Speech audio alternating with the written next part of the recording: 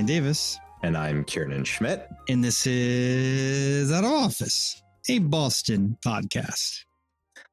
I can't think of how to say "is the seat taken" in a Boston accent. It's not, it's not my natural accent. No. You've got a little bit of a New England accent, though. No, there's no such thing as a New England accent. Plus, my wife grew up here. She doesn't have the Boston accent. But sometimes my kids, they'll say like "ca" or, cardboard. And I just don't know whether it's Boston or whether it's just the little kids not being able to make R sounds. I always thought that your wife sounds like a Cheers character. No, she doesn't have that like. Sort of like a clipped Lillian and Frasier sort of vibe. Yeah, I would be thrilled to have that association. Thank you. Well, this is exciting, Kiernan. This is the episode. I've been waiting for this episode since the day we started the podcast. And we're coming up on our 6th anniversary, Ryan. I mean, that makes me feel old. You know, when I started this, I was in my mid-30s, and now. Well, it's an exciting day because we're gonna talk about my book that I've been loyal listeners of the podcast will know I've been working on this book since the middle of COVID, and it's called Secret Boston. It's a travel book for my favorite travel book series. And Brian, you're going to interview me like I'm any old guest. Yeah, no, I'm excited for this. Put you on the hot seat. On the hot seat. I think it's a good practice for other travel podcasts that I might consider going on. I've often thought we don't have enough Boston content in the can. Yeah, well, it's funny because, I was just looking at the podcast rankings, their downloads, and Chicago, one of our biggest episodes ever, and it's in its first 7 days of release. Like people are loving it. Chicago, but Boston 1 is right up there in the top 10. And then after 1, they all go, I don't need the other 2. Yeah. So this now that we're in Boston, this is Boston 5 or 6. I think this is Boston. I think it's 4. A New Hope. It might be 5. New Hope is 4. Very good, Ryan. Well, I was just pure. I actually have a new idea for a Star Wars episode I'm working on pulling together. I want to get. There are like groups of people who travel all over the world to visit shooting locations of Star Wars, and you could go to Tunisia, you can go in Italy. There's in the Death Valley, Guatemala. Of course, I've been to the Guatemala site myself, not because of Star Wars, but it was a happy accident, and I think this could be a great episode. Yeah, I think that could be really interesting. I've been to all the parking lots they shot Reservoir Dogs in, and then. Now, Ryan, I don't want to get too far into the episode before we do our reoccurring segment here. It's called the Judy Alert. This is specifically for Judy Davis, Ryan's mother, because Ryan, he's not too great at keeping in touch, and we all worry about where he is in the world. So, Ryan, where are you today? I am in Lima, Peru. Oh, are you getting that capybara statue for me that I've been yearning for so many years? You've been there several times. I have asked you several times to send me the photo again, but I'm here for over a week, so I would like to get it for you. You're going to find it for me this time. But it's got the 3 Ps of perfect souvenir. Do you remember the 3 Ps? Price, yeah, potency, not too expensive. Potency, very good, and portability. Oh my God, it's 6 years and you finally remember the 3 Ps. I was very big into frameworks. It's always price. It's always price. Okay, price. All right. Price was the reason I didn't get it in the first place. It was like $30. I was like, $30. Yeah. That's a lot in Lima, but that's now from what I understand, Ryan, I should ask, are you okay? Because I think, if I'm not mistaken, just before we're recording, there was a little bit of an earthquake near Lima. Yeah, so I'm sitting here. I'm on a conference call, like we do, and all of a sudden there's an earthquake, and I'm on the call, and I'm like, I don't want to say that there's an earthquake because that's not relevant to what I'm pretty talking sure about. You're allowed to break a meeting for that. Yeah, and no, but I held on, and then I'm looking around, and at the WeWork here, and some people are getting up to go to the stairs, and some people are not. And I'm like, well, like, is that where you're supposed to go? The stairs? Well, you're supposed to leave the tower. I would imagine. I'm on the 14th floor. Ooh. Well, I got bad news for you. You're not making it down those stairs. No, I Things didn't. are bad. That's what I thought. I'm like, I'd rather die like here than be in the stairwell. But anyway, did you take the computer like under the desk? No, I didn't do anything. I just continued on the call, and I slacked to someone. There's an earthquake right now. And the thing about an earthquake, now this is my third one, all in Latin America, is you get a little dizzy because your body's kind of confused. It's like you're not moving, but everything is moving. But I held out. It was fine. And then I went on. Yeah. I want to say, I feel that you have the right to end a meeting if there's an earthquake in progress. And in fact, if you're just looking for a tip for how to end meetings early, just shake your computer up a little bit. Say, it's an aftershocks. Well, I definitely was distracted for a second because I was like, whoa, did I like what's going on? And then I'm like, oh, wait. Accidentally took a gummy at lunch. Yeah, I know. But no, so everything is fine. The earthquake was a 4.9. I made the mistake of Googling Lima earthquake afterwards. And I read a Scientific America article about how Peru is due for a city destroying earthquake. It's been 240 years.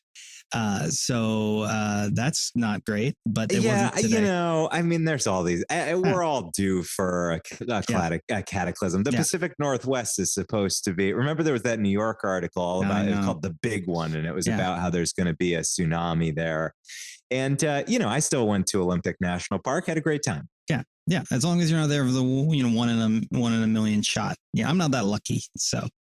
It would be, I feel like we would get a lot of like in memoriam reviews, how much we miss Ryan. But then when I got my new co-host for the show, they'd be like, Ryan who? And, but I would make sure to open the show every week. I would still do the Judy alert and I would reference wherever your grave was. Well, I hope that in my last moments, I'm like Joe Biden and I appoint my successor. So you can. That's interesting. Do you have an idea for a successor for the podcast for me to inherit? Gosh, I don't know. It'd have to be. It's got to be Connor Knighton, right? I mean, friend of the show, Connor Knighton. John Lovett. Perfect. A much bigger audience if John Lovett were to join. He's going to be on Survivor. I heard that. That's all the scuttlebutt. No, is John Lovett, I've often meant to ask you, is John Lovett is he bigger in gay media? I don't think so. No. If people don't know who we're talking about, this is one of the hosts of the Crooked Media's Pod Save America. Yeah. He's sort of the funny one. He was a joke writer for Hillary Clinton and then Obama. And a joke writer for Hillary Clinton. Well, I don't know if he came up with Pokemon Go to the polls, but I bet that he definitely did. He definitely did. That feels like a Lovett joke. I agree. Yeah. No, I think Connor Knighton would fit in just perfectly here. I feel like it would be hard to argue which has better ratings, our show or CBS Sunday Morning. I mean, there's not many left. Oh, friends of the pod, or you could do Rick Steves' son. Andy Steves. Andy Steves. I'll do it alone. Thanks. No. If I'm getting a Steves, it's gonna be Rick. It's gonna be the man Rick. I'm definitely gonna be sending Rick the book, by the way, because Ryan, Rick is in the acknowledgments of the book, and in the copy I sent you, were the acknowledgments back there? Yeah, I saw that I am a lover of Boston. You're a great lover of Boston, and you're one of the top acknowledgments in there, my friend. Yeah, well, I appreciated that. We're going to jump into the book because I actually literally read the entire thing on the plane to Lima last night. Well, okay, it's a little longer than that suggests. It's a 5.5 hour.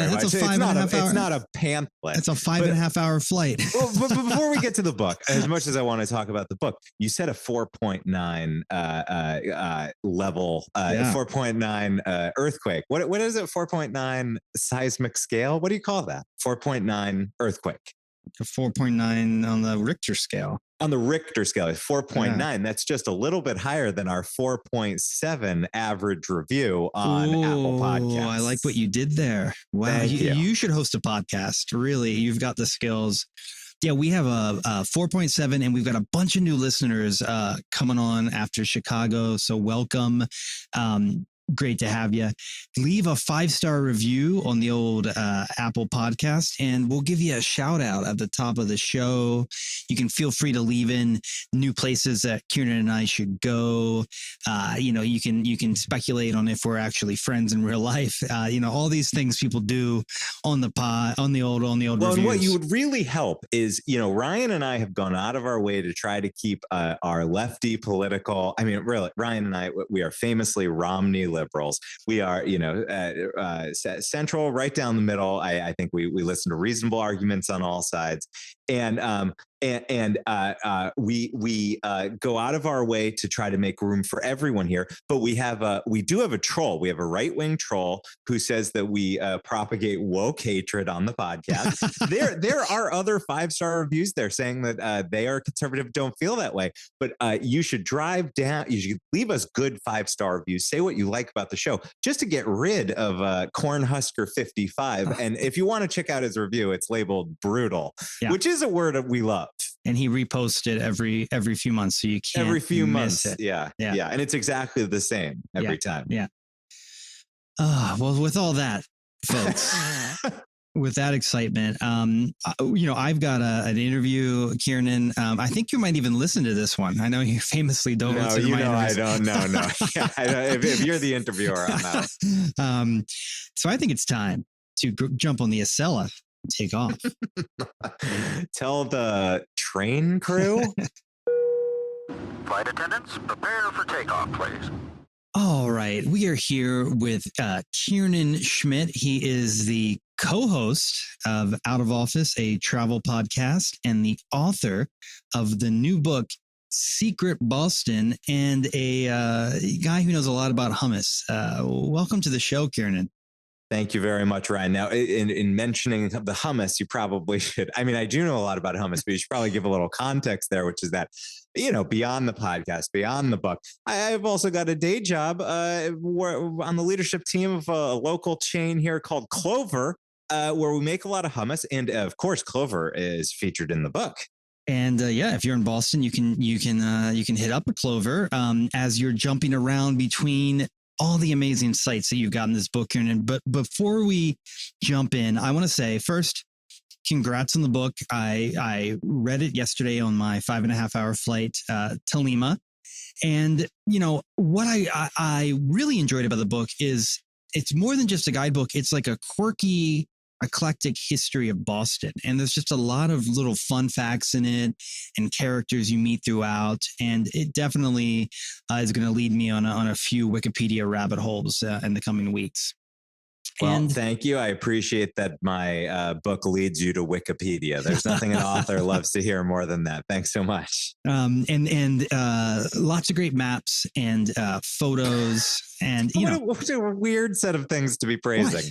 What? I like a great set of maps. The maps are good.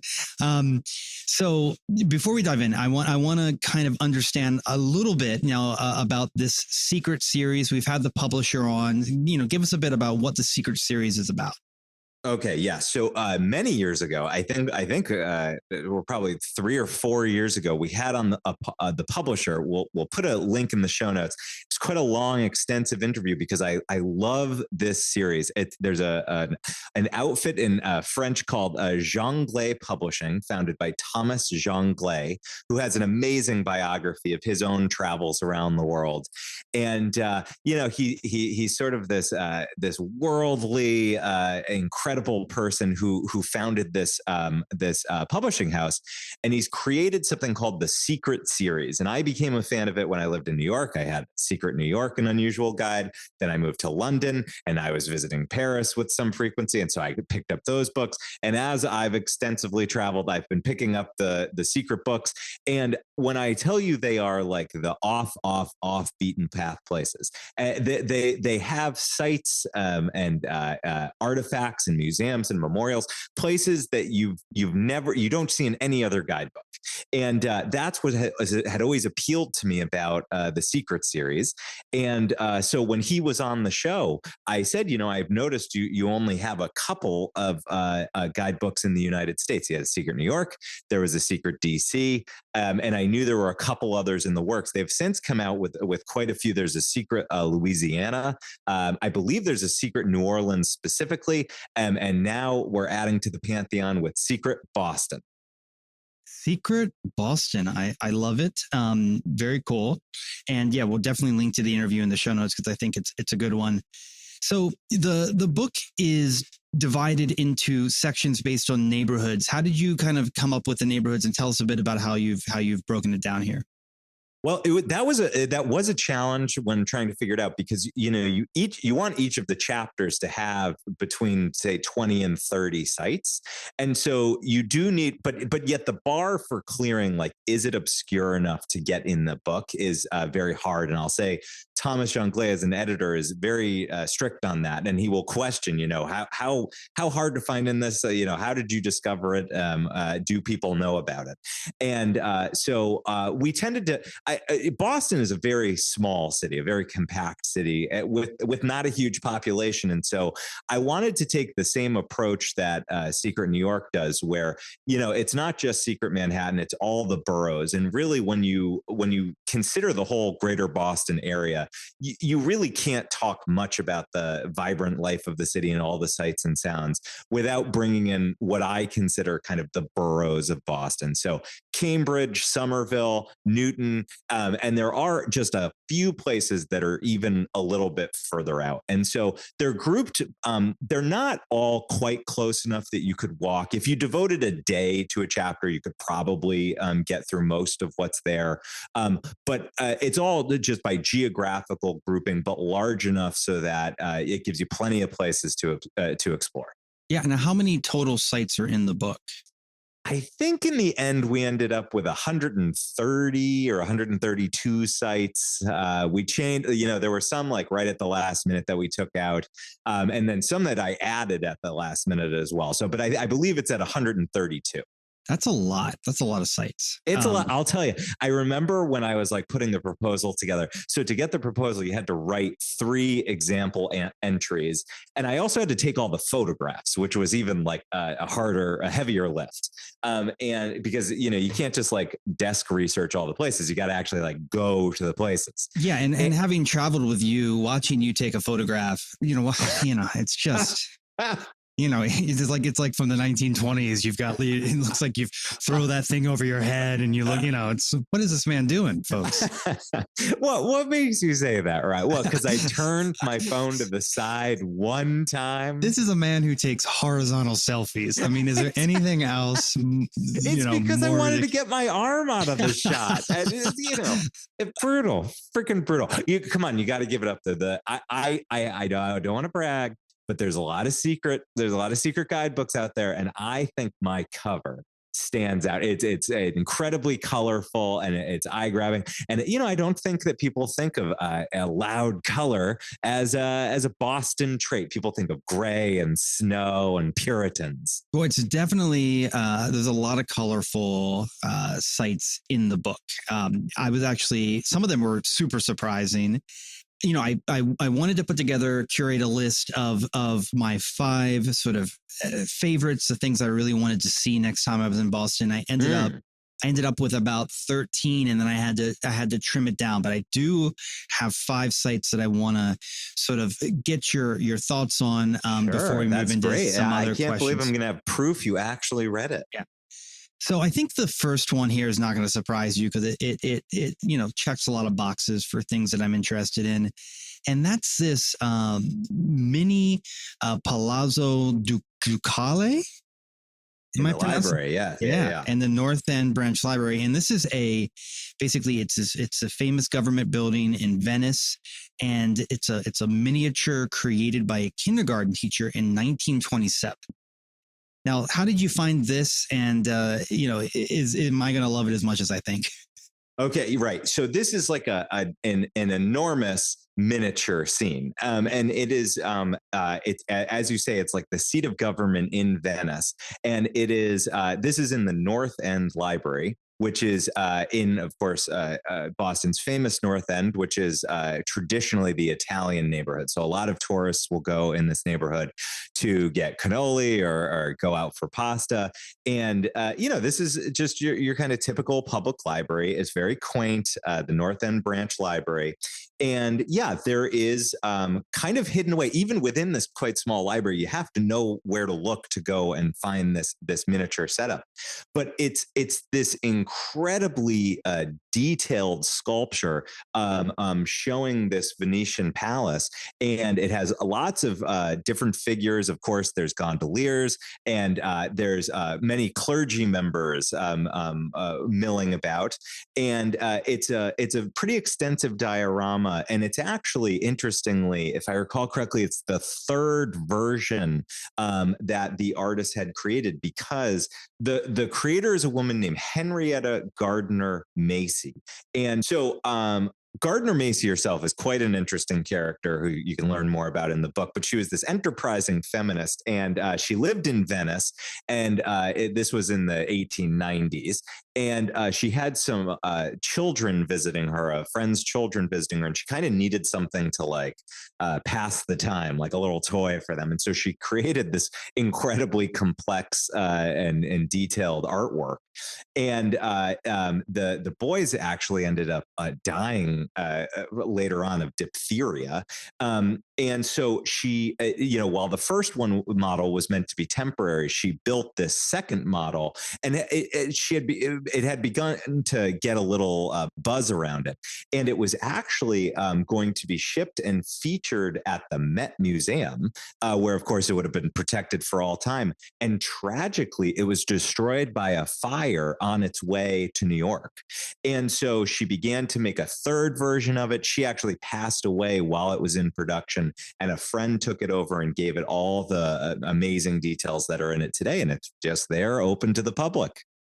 Yeah, I'm so excited to see it, and it's so interesting that it was almost in New York, and now the only surviving version of these three is there in Boston at the North End Library. So the other quirky thing about the library is that, again, kind of old Italian neighborhood, it's designed to be in the architectural style of a Roman villa. So there's a little courtyard in the middle that has a memorial to Dante on it. So you really get really ensconced in Italian culture just with a quick visit to this miniature palace. So I can pick up a cannoli at one of the local restaurants nearby and just sort of nibble it while checking out this diorama. Absolutely. Yeah. Absolutely.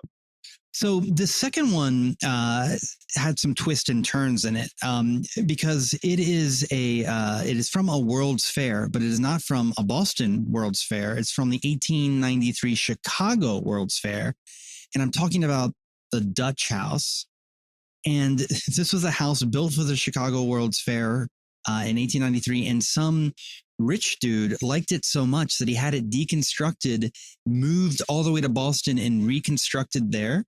Tell me a bit about that. I mean, what a weird thing to do. It's really strange, and it's if you were to drive by it, it would catch your eye, and you'd probably think, "Boy, I want to look up what the story of that house is."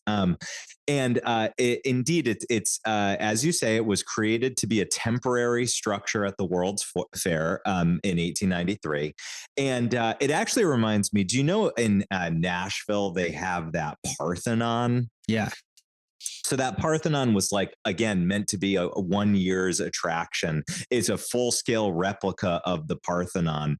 And it became such a beloved symbol that they've protected it. And it's still here so many years later, over 100 years later. Well, very similar. I just think they thought of temporary structures very differently back then. And so, yeah, this Dutch house was basically a humongous advertisement. It was to advertise a chocolate company, and there's some very funny descriptions of the servers wearing Dutch uniforms and costumes. And it was just this quirky model. And then when the exhibition was over, they auctioned off all of these places. And this wealthy man had fallen so in love with the architecture itself. It came to Boston, where it certainly stands out. And unfortunately, you cannot visit the interior today. It is closed to the public. It's a private home. I can actually put in the show notes. You can find the last time it was listed on the market. There were great photos taken of the interior. It's on Zillow. Seriously. I mean, seriously. I think it might be Redfin, but yeah, I mean, it's legitimately. You can see inside, and it's a very grandiose interior. And they spent a little cash to make this thing permanent. And it's a really great and interesting structure. Well, that is very cool. I know you and I have talked about doing an episode just on, great things that it came out of the World's Fair. So it is fun that Boston, which I don't know, did Boston have a World's Fair? Gosh, well, this was from the Chicago's World Fair, but no, I don't believe Boston's ever hosted a World's Fair. Yeah, well, that's a shame. It's too late now because we just like to buy stuff from other people's. Yeah, you can just assemble all the other World's Fairs in Boston. Exactly. Now this next one I was really surprised by, because I like to think when I'm in a city and there is design work by this gentleman that I go see it. And, I just found out on the Chicago episode that I was wrong about that. And now I read in Secret Boston that there are these Tiffany windows in Arlington Street Church. And these look incredible. There's 16 of them? So these are very interesting. One of the things that I got a big kick out of in putting the book together was I love finding secret little treasures near the regular tourist path. So I would say the miniatures fall into that, because the North End is a place that you visit. But, are you going to make time to go in that library unless you really know? I mean, there's nothing that screams out to you. There's something special in here. And these Tiffany windows are inside the Arlington Street Church. And they are it was originally conceived as a set of 20 stained glass windows by the famous Tiffany Studios. And so the church, the Arlington Street Church, commissioned these windows, a set of 20, in 1898. And the manufacturing of them actually stretched all the way through 1929. And so 16 windows were completed in that time. And they are fantastic work of art. I mean, anyone who knows Tiffany windows know the depth of color and the way that light plays through the pictures shown on the windows. It's really unique, and you can tell imitators a mile away. And so this is one of the largest collections of, it's actually the largest collection united by a single theme. But while they commissioned 20, what happened in 1929? The Great Depression. And so the church, like everywhere else, stopped having the funds to pour into things like great fancy windows. And so the church actually has several panes that are left, they have glass in them, but they're empty, free of art. And, in a way, I think that highlights just how incredibly special the 16 windows that they do have are. And, the church you can get into regularly. They also do sometimes offer tours of the Tiffany window collection. And one thing that I'll just point out, if you do happen to go look for them, look for this particular technique that was unique to the Tiffany studio, and it's called confetti glass. And this is where, in order to get a dappled look with a variety of color in certain pieces of the glass, the glass makers would actually break glass, and they would drop it and have it shatter intentionally, and then encase that shattered glass in another color. And that would create this effect of sort of sprinkles of colored glass encased in another set. And so as the light passes through it, there are darker areas, lighter areas, and it really just adds all this depth into the pictures that you wouldn't think you could get in stained glass.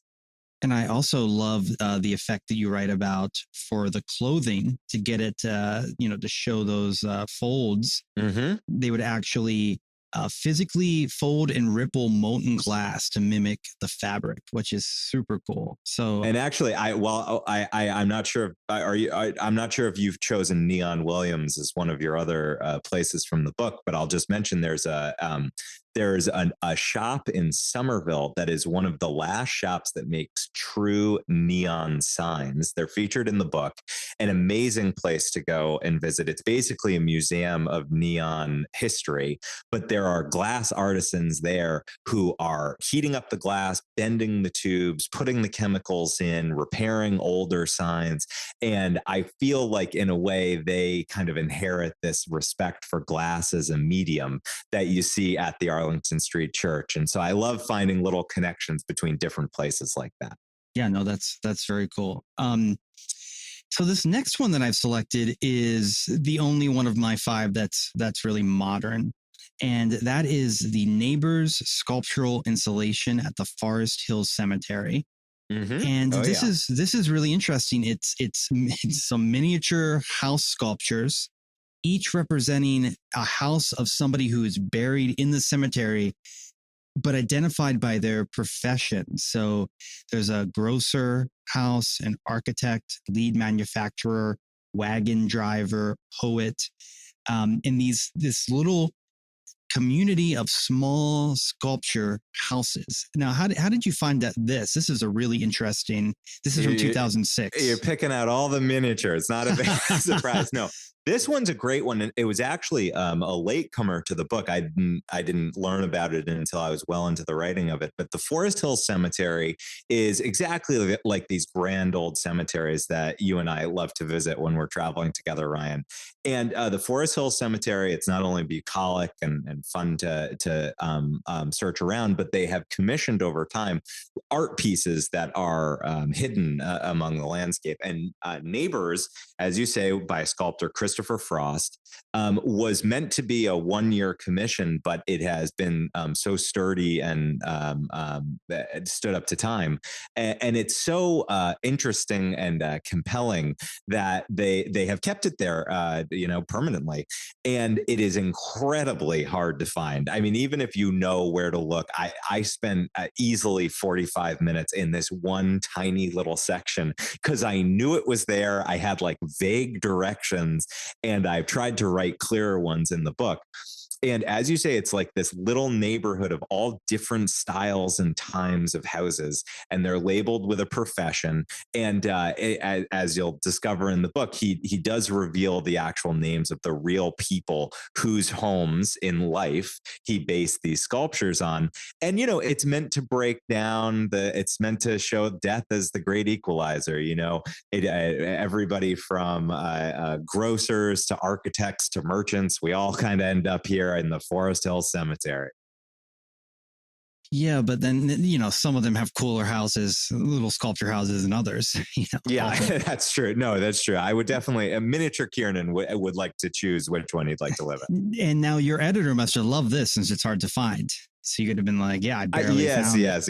And sometimes when he questions certain choices I made, I would have to make the case like, you don't understand how hard it was for me to find this place.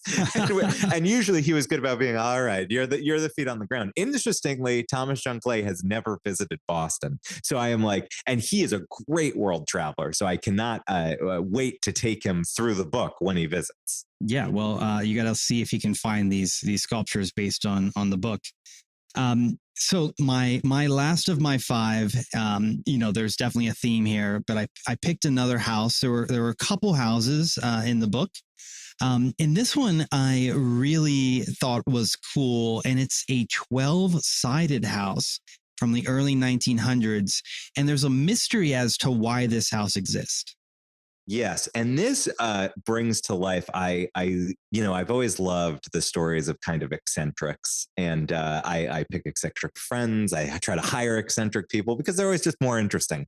And yes, this 12-sided house, it's this elaborate, colorful kind of, it almost looks like a Wes Anderson-y sort of house. And it's because it's defined by hexagons. It's built as 3 hexagonal columns that connect to one another. The outside panel are hexagons. Some of the windows are hexagons. And there is a local who I mentioned in the book, Bob Field, who decided to dig into the history of the place. And the truth is, he has not been able to pinpoint exactly who built it, because he has the name of the architects or the builders, the owners of the place, who were named John and Archibald Scott. So the house was built in the 1870s, and the census records of the time, I actually have conflicting reports of 2 Archibald Scotts.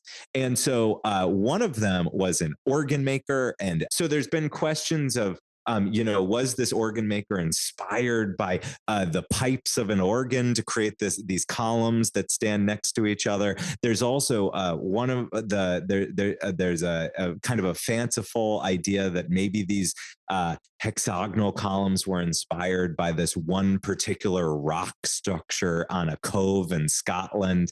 And, the mystery remains. And similar to the Dutch house, this is a private residence.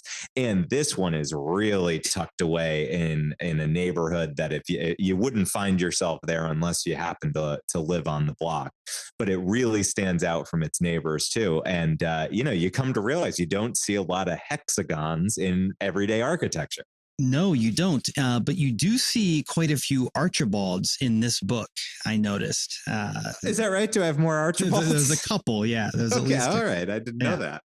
What else you see a few of in the book are disputes about inventions. I thought that was interesting. Is there one that stands out? Oh, sure. Well, Ryan, it's not a great surprise. I mean, Boston has a long history of invention, right? We have great universities here. A lot of great minds have spent time here. And so the one that I think there are a few featured, but the one that really grabbed my attention, and these I simply discovered by the fact that I walked around the city a lot with eyes open, reading every plaque and sign I could lay my eyes on, was where Alexander Graham Bell originally created the telephone, invented the telephone. And there are 2 sites in Boston. One is a plaque on a building, and then maybe half a mile away, there is a full memorial sculpture there of the first telephone with another plaque, and both claim themselves as the birthplace of the telephone. And it's because Alexander Graham Bell was actively inventing in both places at the same time. And he would take his work home to this upper story of a boarding house, which is where one of the plaques is, from his official laboratory, which is where the other plaque is. And so there's pretty good evidence that of which site he was at when his voice actually transmitted across a wire. But there's some controversy as to whether other sounds came across a wire in the other location. So it kind of depends on how you want to define birthplace of the telephone. Other sounds, like you burped into the phone, or what other sounds? No, it was the boing of a spring, Ryan. It wasn't a burp, my God. But boing of a spring. We Bostonians don't burp, right? No. So, Kiernan, everybody knows that Boston's home to 2 famous universities, Harvard and MIT. But in your research, you actually discovered other universities and colleges? Is so lame. See, people are going to read that as me being some sort of horrible elite person who shits on it. That's the worst. That's the worst. No, absolutely. Home to many great universities here in Boston. It's what makes Boston a great city. And yeah, there's Boston, Harvard and MIT certainly have a couple of great sites each here. Places, MIT was my client for a long time when I was in agencies. I went to Harvard. Places that I was totally unaware of when I was visiting them. But a couple of my favorites at other universities, Tufts, P.T. Barnum was one of their alums and on their board. And so he, when he became, multimillionaire, gave a large amount of money to Tufts. And so there's a building that his name is still hidden on above the door. And it used to be a museum where they actually kept an elephant, a world famous elephant named Jumbo. And Jumbo was part of the circus, of course, the famous Barnum and Bailey circus, and was this kind of larger than life figure. He was a huge elephant. And when he died, he was hit by a rail car. Barnum had him stuffed and sent him to Tufts. And so that's why Tufts has the mascot of the Jumbos, and it's a giant elephant. But amazingly, there was a fire that burnt down Jumbo, and a very quick thinking assistant there collected the ashes and stored them in a peanut butter jar. And the ashes of Jumbo the elephant are still sitting in the athletic director's office up to Tufts. You can arrange a visit in this old peanut butter jar. And sure enough, I just walked in. I didn't even have an appointment. I walked in, I introduced myself. He gave me the jar. He said, "Go take some photos. This is great. I love telling this story. Students love seeing this. And, you know, it's not that well known." And then I brought it back to him, and he said, "God, right when you walked out, I thought, man, this like historic artifact, I shouldn't have just handed it to you. I hope you're a trustworthy person." And now you have a jar full of ashes at your apartment. Yeah, and they kind of smell like peanut butter. Yeah. Another good one is at BC. They actually put in a labyrinth. It's out in front of one of their libraries, and it's to honor the victims of 9/11. Some of whom were connected to Boston College. You know, if you were just walking by, you may have no idea why it was there. You certainly might not understand the history of labyrinths and how they tie to prayerfulness and Catholicism. It's a Jesuit college. And so really fascinating, much more solemn than a lot of the sites that we're talking about, but it was super fascinating. And there's a bunch of Catholic stuff in the book, as you would expect from a book from Kiernan. Yes, and a very Catholic town. And I'm curious. So, did you meet? You know, it seems to me that folks who are, you know, maintaining some of these really eclectic places, kind of characters into themselves. Did you meet anybody really interesting? Absolutely. I mean, one of the great joys of writing the book was having a great reason to reach out and get to know people who are doing, really special things to preserve the history of little forgotten corners. There's the director of the Dorchester Historical Society was super fascinating. He maintains a historic house there where there's a brick collection where when historic houses were destroyed, there was a collector who used to take a brick from the homes and then hire local artists to paint what the house looked like on that brick. And so that historic collection is kept in Dorchester, and you can visit it a couple times a month. They open up and you can visit it. I interviewed an artist named Jeff Biggs who lives in Newburyport, Massachusetts. He is a sculptor who has commercially had success making really beautifully built carousels. And so there's a carousel in Boston that has this unique hook that it is only a species native to our area. And so there are sea turtles, and there are birds, and a skunk, and a grasshopper, and all of these animals that you would never usually see in a carousel. And he spoke very interestingly about how you engineer these seats on a carousel, and how often you get to talk to a carousel maker. And he has said, most places that are looking for carousels aren't willing to kind of invest the dollars in the actual creative art of creating carousels. And he is one of the last masters in the world. And his great artwork is here in Boston. One other that sticks out in my mind, there's a woman, a very introverted woman, an artist also named Sarah Peedy. And she's a puppeteer who maintains a puppet library in the basement of this large church right near Boylston and Newbury Street, that in downtown Boston, major tourist area. You can only enter it through this kind of half-sized door off a public alley that you would never really have a reason to go down. And it is this secret collection of incredibly colorful, creative puppets, huge puppets, small puppets, masks. And she lends them out not only to school plays and parades, but to any old person. She said people come in, they can check out a puppet for an hour, take them on the walk around the common. And, she is just incredible. She's a talented puppeteer herself, and she is incredibly passionate about the art of puppeteering, and she's maintaining it there in this space. And they have, very narrow public hours that you can go and visit and check out a puppet. I love that. And that is not even the only puppet related site in the book.